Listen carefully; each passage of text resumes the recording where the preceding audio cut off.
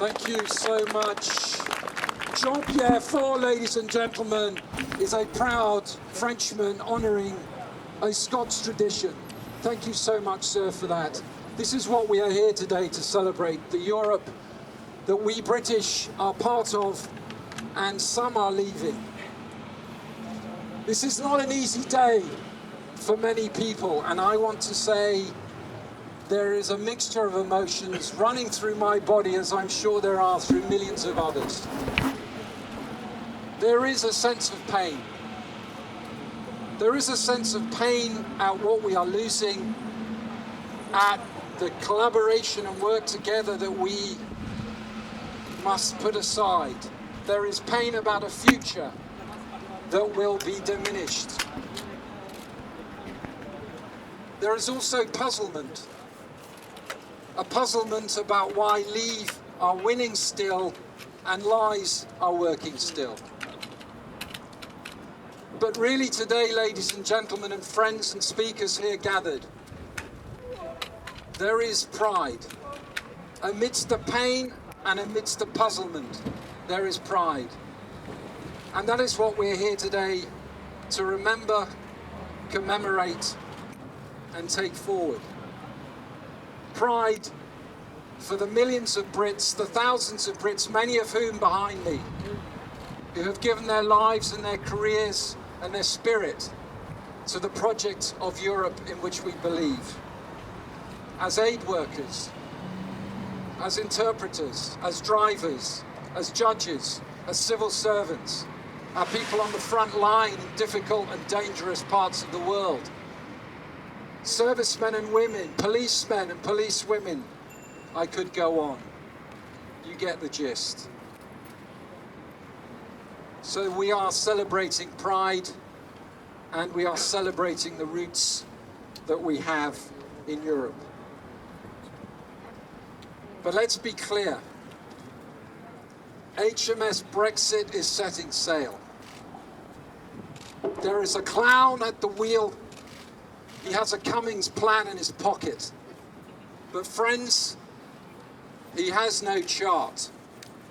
He has no direction set. He has no clue.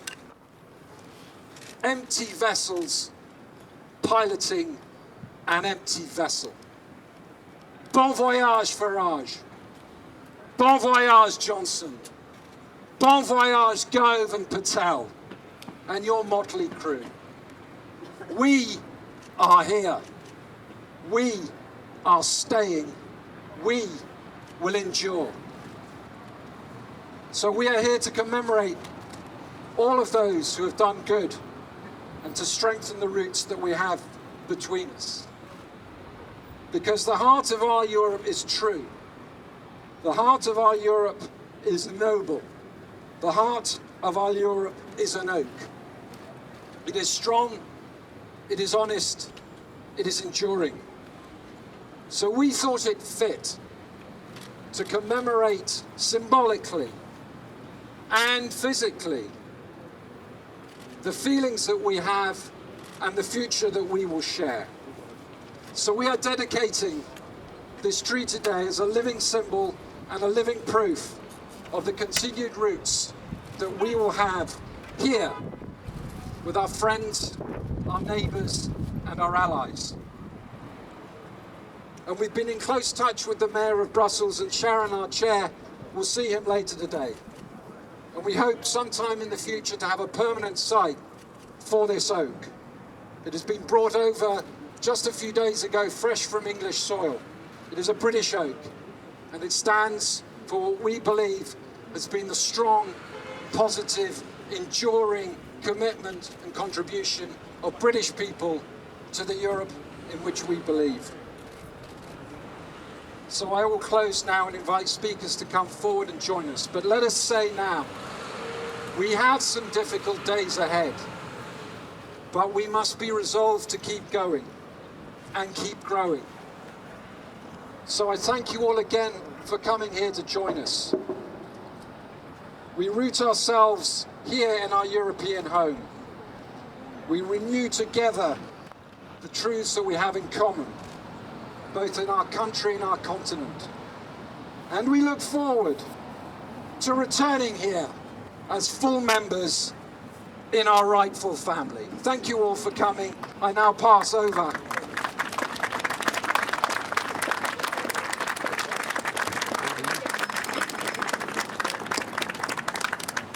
We have Graham Watson, also with roots in these parts.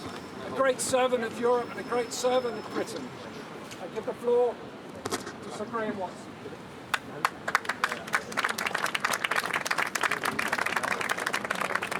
Well, thank you, Nick, for those rousing words. Tomorrow night, the United Kingdom will leave the European Union. But when we wake up on Monday morning, the challenges will still be the same. The challenge of climate change, the challenge of world population growth and migration, the challenge of internationally organized crime.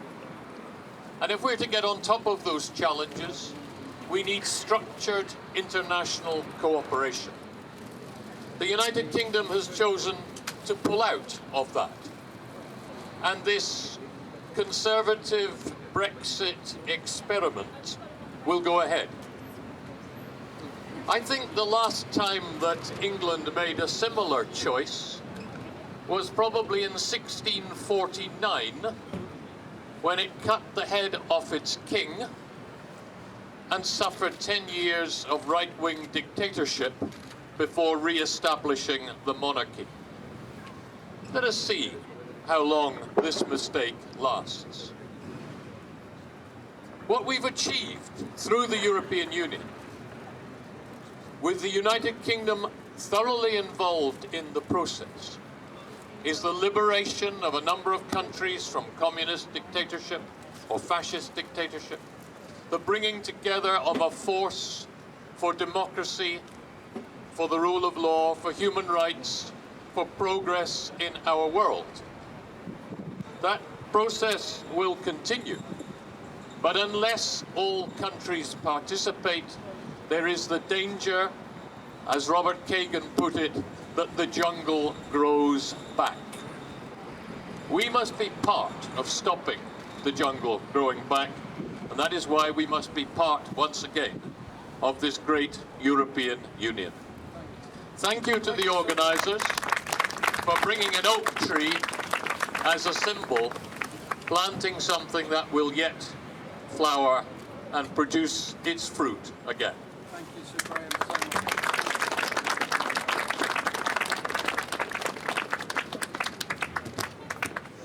At the heart of Europe is people and citizens and their lives, their families and their future. So it gives me great pleasure to introduce Fiona, Godfrey and friends from British in Europe, who will talk a little bit about the challenges ahead and the work they are doing. Fiona, you're most welcome. Thanks very much, Nick. Thank you. I'm co-chair of British in Europe, for those of you who don't know me, but I'm joined here today by Jane Golding, my fellow co-chair of British in Europe from Berlin, and our colleagues Luke Piper and Elsa Morgensen, who are from the 3 million. On the 28th of March 2017, the 3 million and British in Europe walked into the Berlin Mall hand in hand, side by side, for our first meeting with Michel Barnier and the task force to talk about citizens' rights and the need for citizens' rights to be put at the very top of the list of priorities. Yesterday, we walked into the European Parliament, side by side, hand in hand, to say goodbye to so many brilliant British MEPs and others who have supported us throughout the last 3 years on this issue. And we stood hand in hand in the public gallery in the European Parliament chamber as the Brexit withdrawal agreement debate took place and as the vote took place. We've stayed together, hand in hand, for the last 3 years, and for me, the only upside to Brexit has been this solidarity that we have been able to show between the two groups, and that is one of the proudest achievements of my life, and one of the proudest achievements for all of us, I think. British in Europe, we've always been Remainers, and we always will be.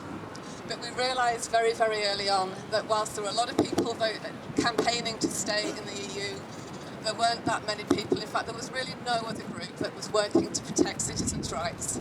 And so we've done that alongside these guys, and that has been our priority, because we always wanted to make sure that Plan A worked, but we knew that we needed a Plan B. And as it turns out, after yesterday, we know that unfortunately we were very, very right about that. So we've managed to keep some of our rights. We haven't achieved everything that we wanted, but I think we've done the best job that we could. But there's still a lot of confusion and misunderstanding out there about what, in fact, the withdrawal agreement does do for citizens' rights, what rights we have, what rights we've lost. We know that there's a huge amount of work still to be done, and we want to keep on doing that. For those of you who are members or who follow us on our website or our Facebook group, you might have seen that all of this week we've been running a campaign every day, updating with one particular aspect of the withdrawal agreement and what it means for your rights as UK citizens living and working on this side of the channel. It's been a huge amount of work to do that, and we hope that it's been really, really helpful. Thank you so much. Before I go, I'd just like to say it has been a huge amount of work. We have a lot more to do on the implementation of the withdrawal agreement. We're about to leave this and go over to the Berlaymont to start a conversation with a new Brexit task force on what comes next for us and all of you. And I would just like to ask you to please donate if you can. For 3 years, we've funded this out of our own pockets, out of our families' bank accounts, literally our kids' savings accounts sometimes. Businesses have nearly gone bankrupt. We really, really, really need to get some income now to continue doing what we're doing. So please go onto the website www.britishineurope.org and donate whatever you can. Thank you. Thanks so much, Fiona.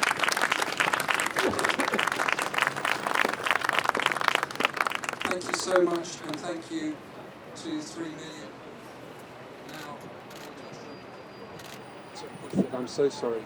We'll talk a little bit from a Belgian perspective on some issues similar.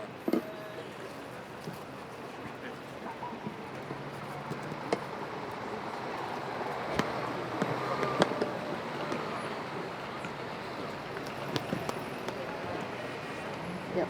Okay. Hi, and very much thanks to Tim and everyone for bringing this over. My parents live very near the Chew Valley, so they'll be thrilled to hear that there's a bit of their soil in Belgium as well. I'm from BaBBs, the Brexit and the Belgian Brits. We're essentially a group that set up on Facebook shortly after the referendum to come together and to support each other and to provide advice. And where we didn't have lawyers, we were able to point them in the right direction to help them with getting dual nationality. The group is still open. We have around 700 members, so if anyone needs support or would even just like moral support or a bit of sympathy or to have a rant about the rubbishness of Brexit, then feel free to join us. All you need to do is to tell us what your connection is to both Belgium and the UK, and we'll let you in. Brexit sucks. I think we can all agree on that, but we will continue to protest it, and we will continue to hope that the UK will come back.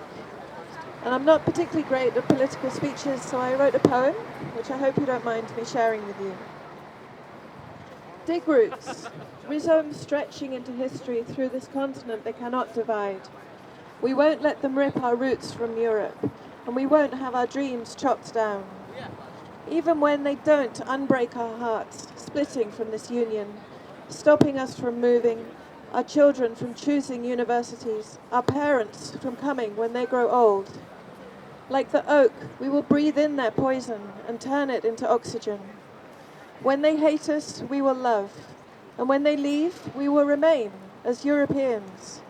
And when they realize what they have lost, and when they feel alone, sucked dry by greed and xenophobic lies, we will fight for their return, welcoming back to this place that is our home. And finally, I'd like to give a massive thanks to British in Europe, who really are our leaders in this movement. I mean, we're just a support group online and we do whatever we can to help each other.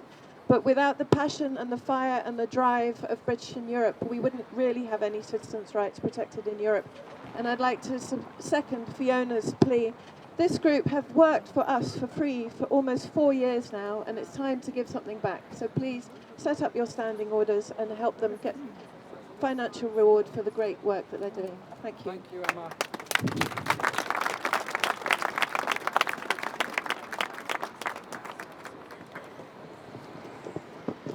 I'm now going to pass over to Sharon Leclercq-Spooner, who is the chair of British Pro-Europa. We will be meeting the mayor later on. There will be a few other Brits, I gather, down in the Grand Place, but we're going to do our best to have him honour us too. Sharon, the floor is yours. Thank you. Firstly, I would like to thank Nick for the amazing work that he has done, and all the volunteers of Pro-Europa who have come out and who have helped us as we move forward and as we deal with the pain, as Nick has said. Many of us have worked here for years. Nigel Farage came in and he insulted the vast majority of MEPs do a great job in this house right here. And I want to pay tribute to the MEPs that have represented British citizens and European citizens over the last decades.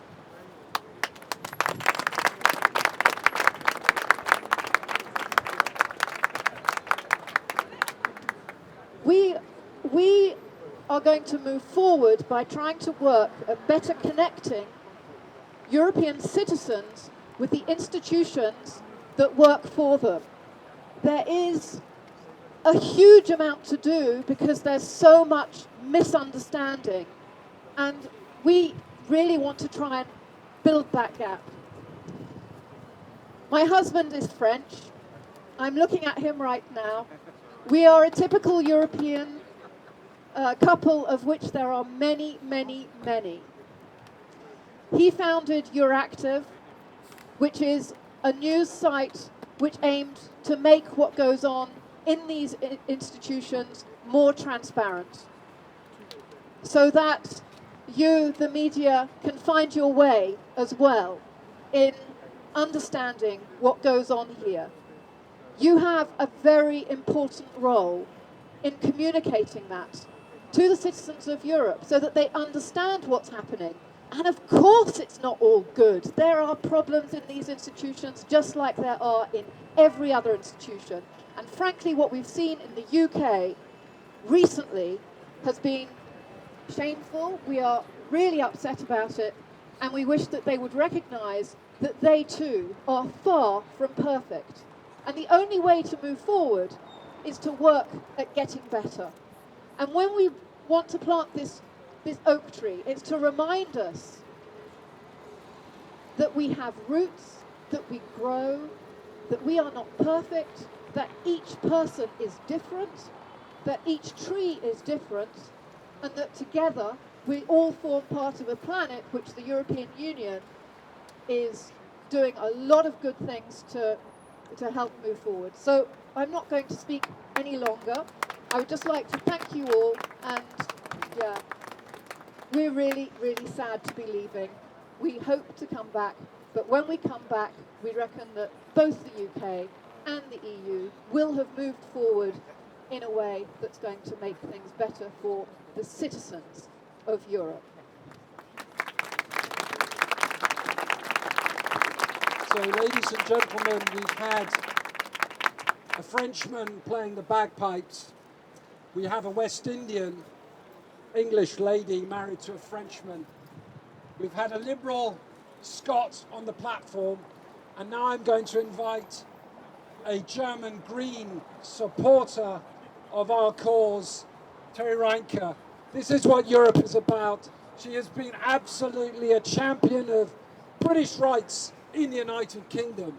We are so grateful for the work that you've been doing, and we hope and look forward to working with you again in the future. All of us here behind me, the millions of us in the United Kingdom, and those who will continue here with roots in Europe. Please, most welcome.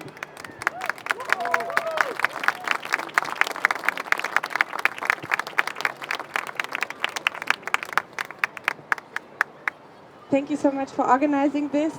It's been an absolute shit week for me, probably one of the worst weeks of my life. But I think it's important to have these moments where we can be together.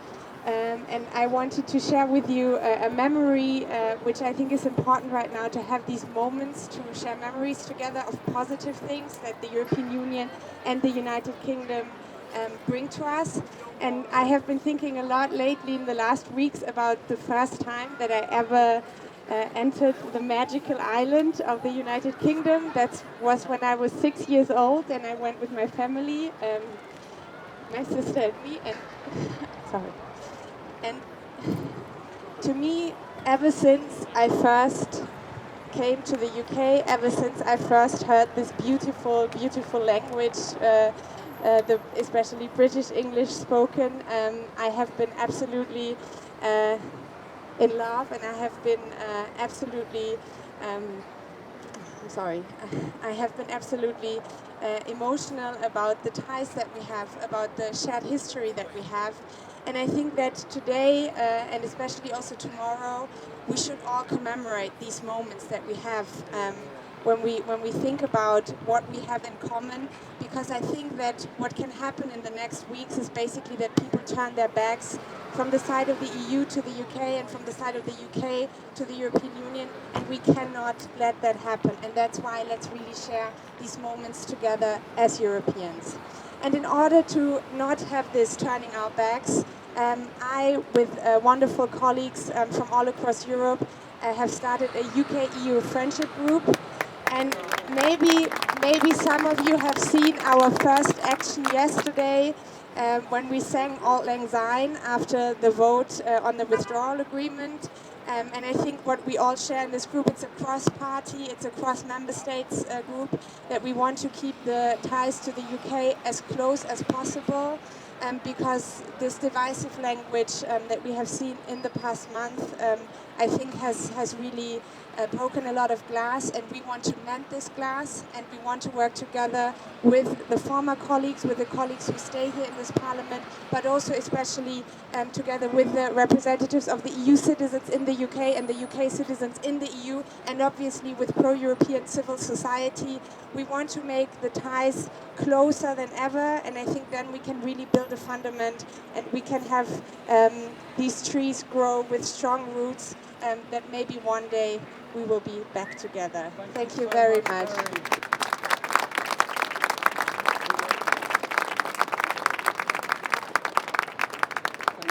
Thank you so much for all the work you're doing. Thank you all who have come out today, for everything that you've been doing in the last years and months.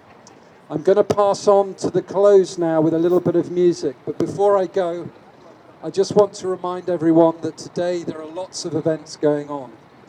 And there are some more lively events. Today's lunchtime here is perhaps a bit more reflective, perhaps a bit more of a wake, of a funeral even.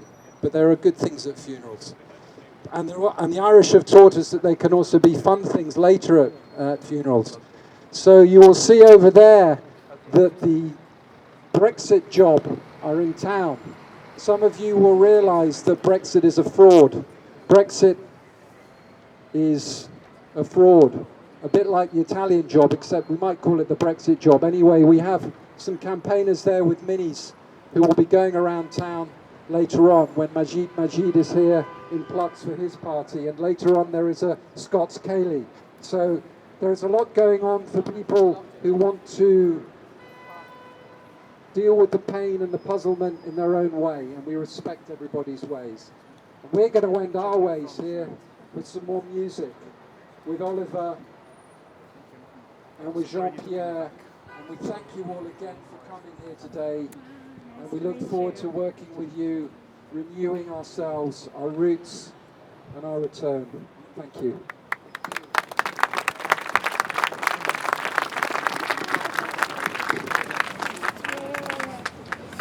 So, thank you very much, Nick.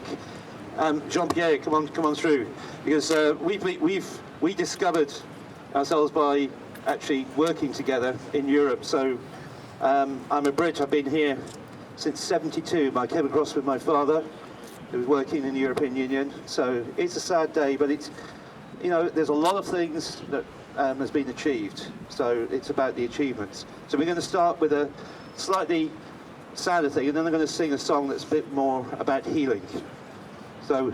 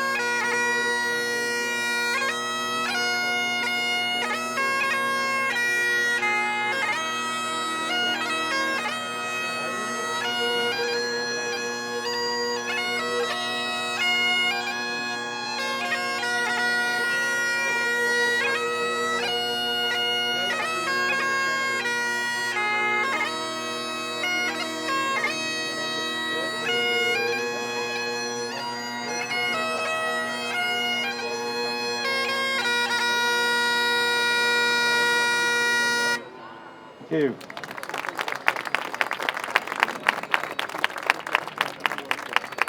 And actually, that last bit was called Sunset on the Somme, which is pretty appropriate for what Europe is about, is actually to avoid those cataclysmic conflicts.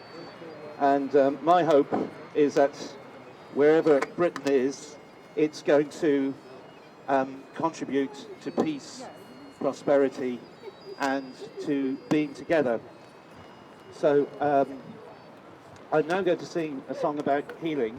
What I'd like you to do, would you hold the hand of the person next to you? And it's all about reaching out your hand. It's time to heal, and we're going to pull the plough together across the land.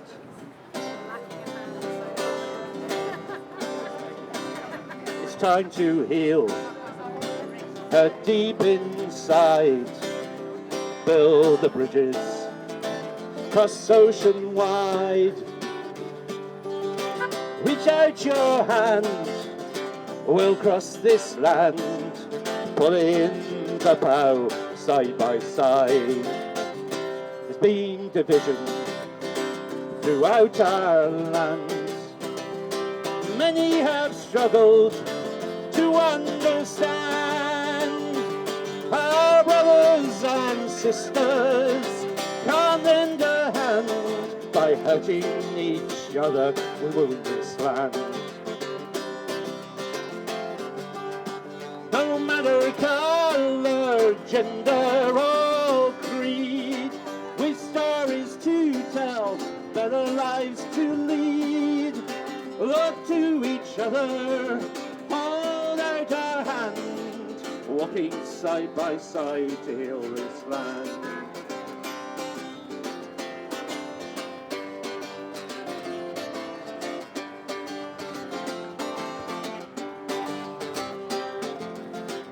When trouble looms, clouds gather ahead, it's better to talk than end up dead. Oh, beat out your thoughts, pick up the plough, let's work together to end the rows. No matter colour, gender or creed, with stories to tell, better lives to lead. Look to each other, hold out your hands, hold out your hands, walking side by side to heal this land.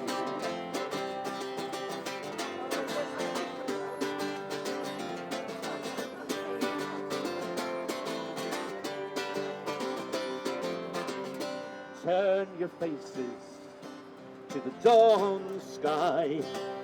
Don't throw sticks or stones in each other's eye. Oh, hold on steady, tell truth not lies, as is always to ask why. No matter colour, gender or creed, with stories to tell, better lives to lead. Look to each other, hold out our hands, walking side by side to heal this land.